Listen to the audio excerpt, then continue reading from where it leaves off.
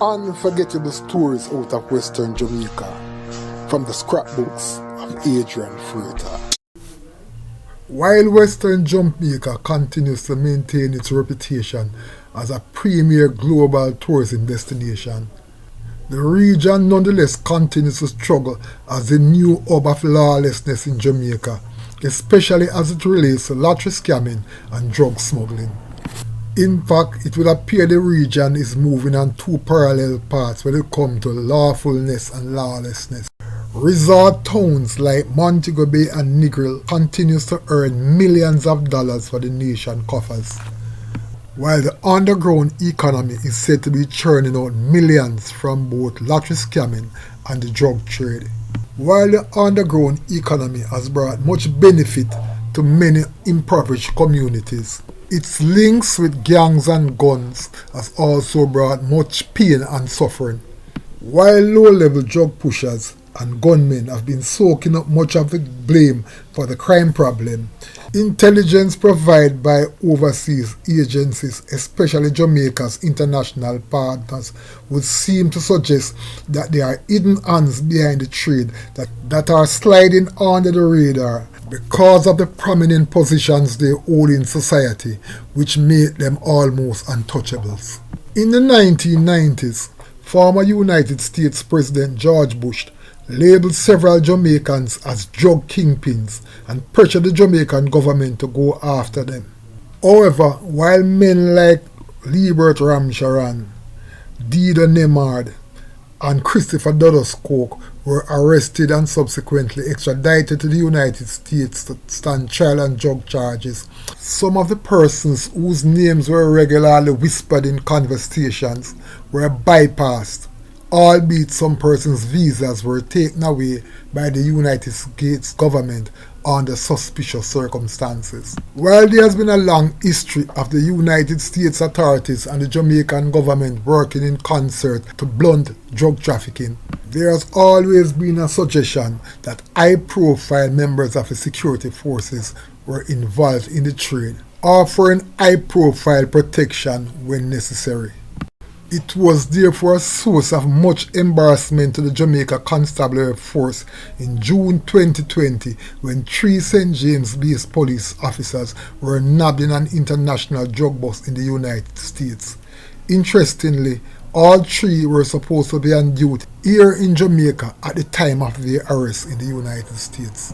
What made the whole situation even more embarrassing was the fact that one of the three, female police constable Sherman Gooden, confessed to the U.S. authorities that she was operating as a drug mule.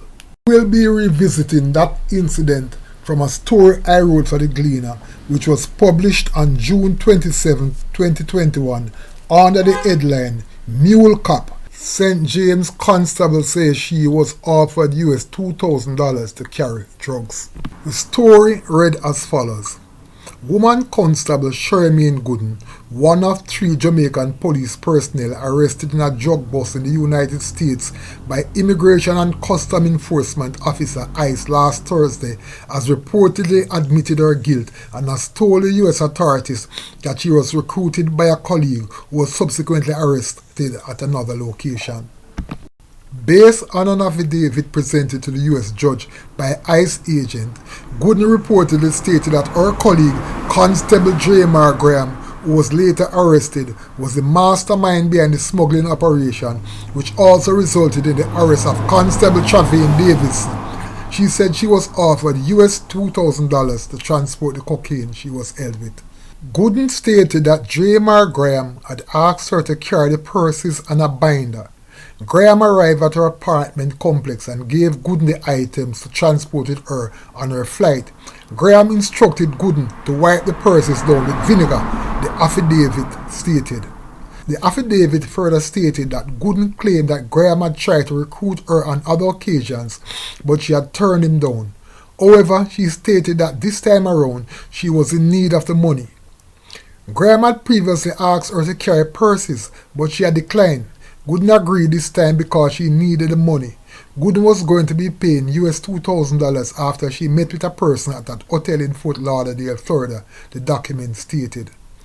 According to U.S. authorities, Gooden and Davison traveled from Montego Bay in Jamaica on Delta Flight 778, which landed at Hartsfield-Jackson Airport, Clayton County, in Northern District of Georgia, where they were scheduled to connect to a Delta 1022 to Fort Lauderdale, Florida.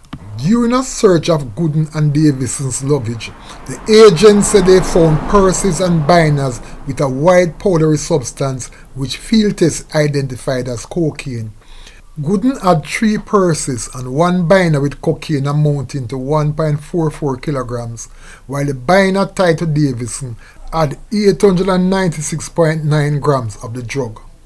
Gooden and Davis were both arrested and charged for knowingly possessing with intent to distribute at least 500 grams of cocaine, a Schedule II controlled substance, unknowingly importing or bringing into the United States merchandise contrary to U.S. law. The affidavit stated that Gooden waived their Miranda rights and provided text message and other incriminating information which tied Graham to the scheme. Graham was subsequently held in Atlanta while he was in the process of boarding a flight back to Jamaica with his wife, who is also a police officer based in St. James. Unlike Gooden, Davidson invoked his Miranda rights, which under U.S. law protect him against self-incrimination, and gave no statement. Interestingly, it should be noted that in a press statement, the Jamaica Constabulary Force credited ongoing investigations and intelligence sharing between the Jamaica Constabulary Force and U.S. counterparts for the arrest of the 3 constables who were reportedly stationed at the Granville Police Station and the Freeport Police Station in Montego Bay. Subsequent to the arrest of those 3 police officers, another Jamaican police officer was arrested in 2022. That police officer, identified as female constable Shelley-Ann Allen. Police say 42-year-old Shelley-Ann Shireen Allen arrived at Fort Lauderdale Hollywood International Airport, and following an inspection by U.S. Customs and Border Protection, agents found drugs inside her private area, pellets of packaged drugs in her stomach, and in each bronch. According to the U.S. authorities, she was held with 1,000 grams of cocaine. She was slapped with a 3-year sentence. In looking back at the case, the 3 police officers include the female who confessed to being a drug mule. That story attracted major attention in Montego Bay and will most certainly go down as one of those unforgettable stories out of Western Jamaica. Unforgettable stories out of Western Jamaica from the scrapbooks of Adrian Freitas. Before you go, please remember to subscribe.